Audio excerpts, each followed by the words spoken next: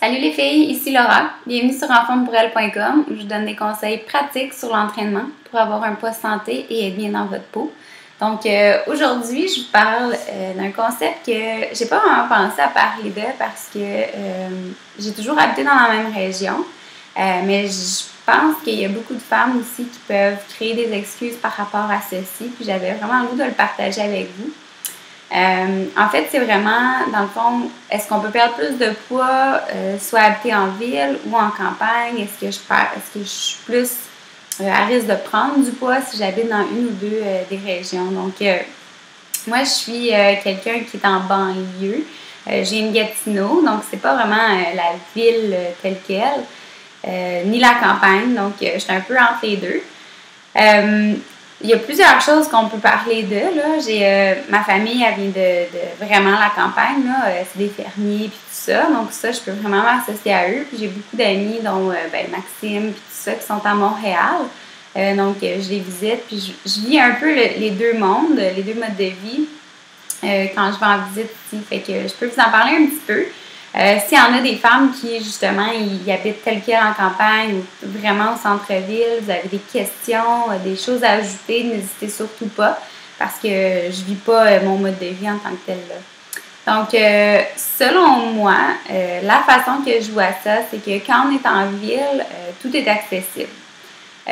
Tout est accessible à nous autres, fait que soit que c'est plus facile de se rendre, donc on a moins de temps à se déplacer pour se rendre à quelque part, etc. Dépendamment où est-ce qu'on travaille là, je généralise beaucoup.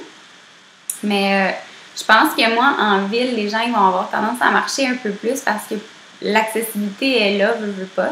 Je sais quand on va, je vais chez Maxime pour des fins de semaine, puis dans le fond, on marche beaucoup parce que, tu sais, d'amener un auto et de stationner au centre-ville de Montréal, c'est quasiment pire. Puis ça pourrait prendre moins de temps de marcher de où est-ce qu'on est.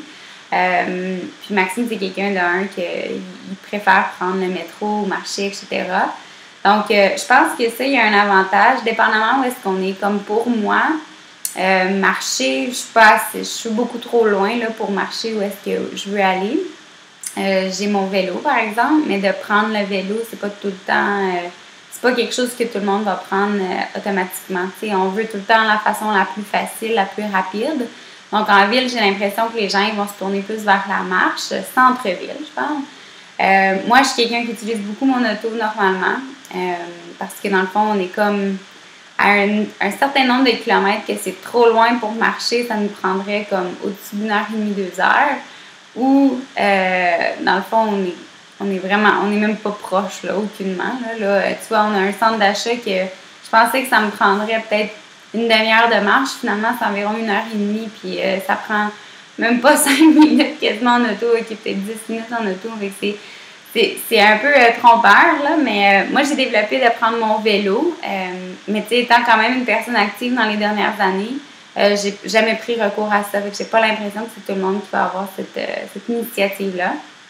En campagne, le désavantage, c'est que faut prendre l'auto nécessairement pour venir en ville, faire les commissions. Donc ça, c'est un désavantage, mais je pense qu'en campagne, selon moi, bien, surtout avec ma famille, c'est des fermiers, ça c'est différent peut-être, là, parce qu'ils sont très actifs. Mon oncle il est en très, très, très bonne santé, très bonne forme physique aussi, parce qu'il travaille constamment. C'est sûr que oui, ils prennent l'auto pour se déplacer, mais à quelque part, à la maison, peut-être qu'il y a plus de choses à faire, l'entretien du terrain, etc. Donc, ça peut avoir un impact. Je veux juste pas que les gens... J'ai l'impression que les gens de la campagne, si c'est pas des fermiers ou qui n'ont pas beaucoup d'entretien, ça peut être très facile de dire « Ah, je vais pas au gym ce soir » ou quoi que ce soit parce que, justement, je suis en campagne, ça me prend une demi-heure d'auto pour me rendre au gym ou quoi que ce soit. Ça peut être quelque chose qui peut venir jouer. Ma tante a travaillé en ville, mais elle habite en campagne, justement. Puis, elle s'avait abonnée à un gym, puis elle allait au midi pour, justement, profiter de son heure de midi à s'entraîner versus de y aller le soir une fois qu'il est rendu à la maison ou quoi que ce soit. Donc, il y a des choses à faire, il y a des choses que vous pouvez faire énormément pour aider à votre situation. Puis, dans la deuxième vidéo, je vais vous donner des petits trucs, que vous soyez en ville ou en campagne. Là, j'en ai donné un petit peu. Mais vraiment pour vous aider à perdre le poids que vous voulez. Donc, la deuxième capsule est réservée aux membres seulement. Pour être membre, c'est simplement d'aller au www.enformepourelle.com/abonnement, puis vous allez avoir accès à la deuxième capsule. Donc, aux membres, je vous vois dans 2 petites secondes. À tout de suite!